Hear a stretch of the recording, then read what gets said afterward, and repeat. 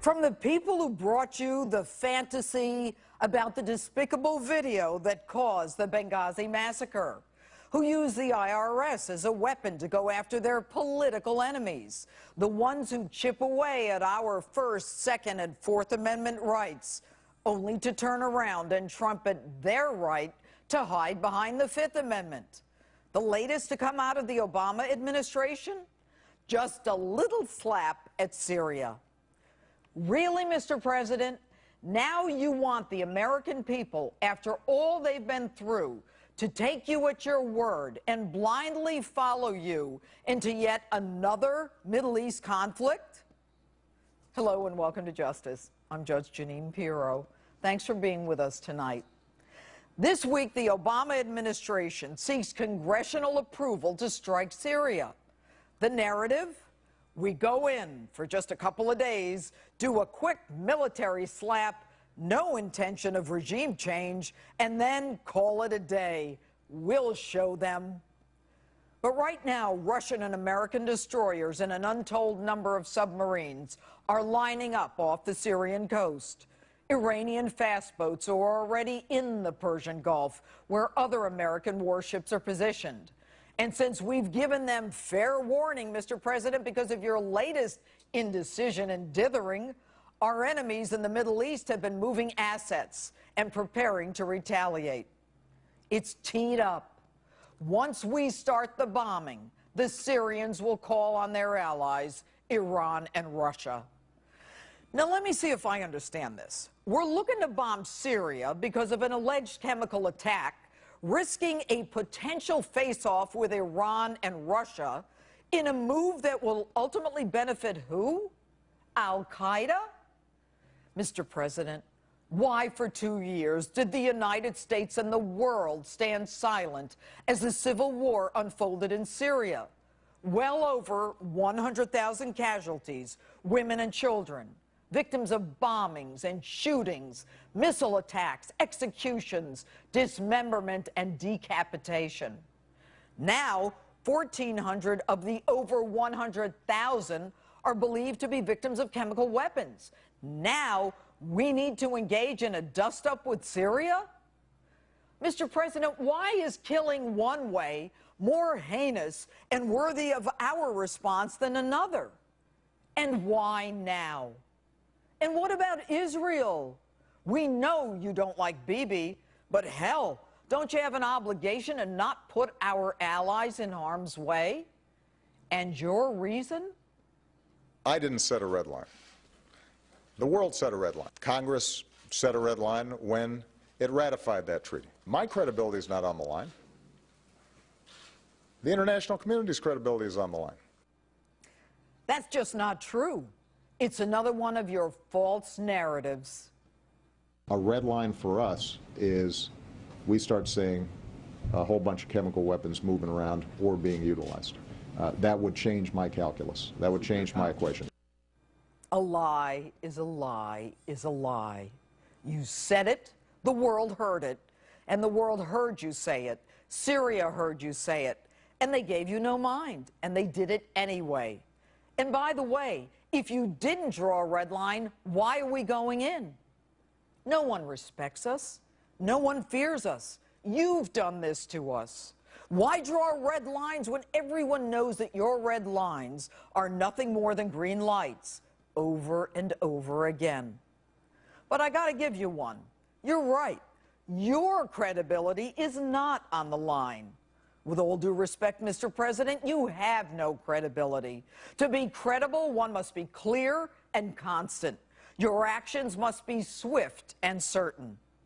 You lost credibility when you left Americans on that rooftop in Benghazi, but fired up Air Force One to go to your Las Vegas fundraiser. That was a clear signal to the world that it's open season on Americans, even including an ambassador. And by the way, whatever happened to, we're going to bring them to justice? It's been a year. Where's the justice? And now you want to hide behind Congress so you can blame them for your inaction, or you say maybe you'll go in anyway. What's that all about? It's amateur hour in Washington. American lives weigh in the balance. We are a war-weary nation. Even you admit that. We are tired of spilling the blood of young American men and women in a part of the world that despises us. And to add insult to injury, you don't even take care of the vets when they come home. Many of them with fewer body parts and certainly more demons than when they left.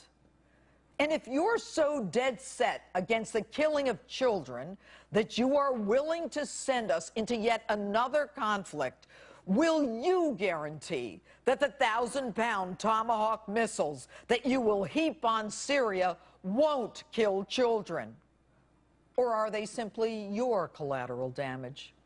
Will the murders of those children be less significant than those we go to avenge?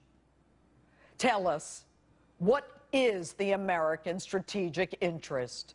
What is the end game? Did you think this one out? Or is politics so much a part of your calculus that it's all about you? A shot across the bow to hold Assad accountable?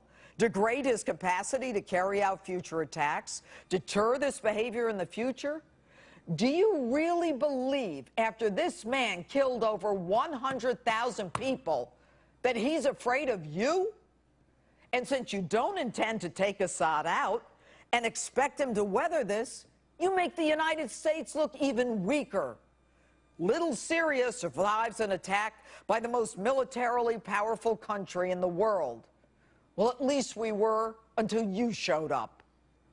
And whose side are we on anyway? Take a look at this. These are the Syrian rebels whose side you want to take. They are killing young men, execution style. And if the use of chemical weapons is violating international standards, why isn't the international community standing shoulder to shoulder with you?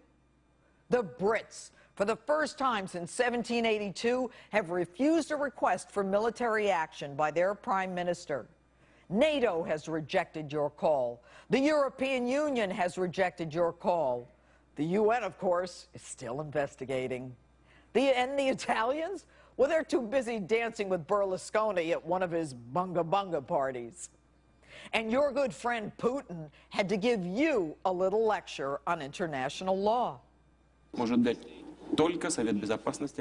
the UN Security Council could sanction the use of force against a sovereign state. Any other pretext or method which might be used to justify the use of force against a sovereign state is inadmissible and can only be interpreted as an aggression. You don't poke a stick in the eye of the tiger and expect the tiger to not react. The rebels you want to support are Al-Qaeda.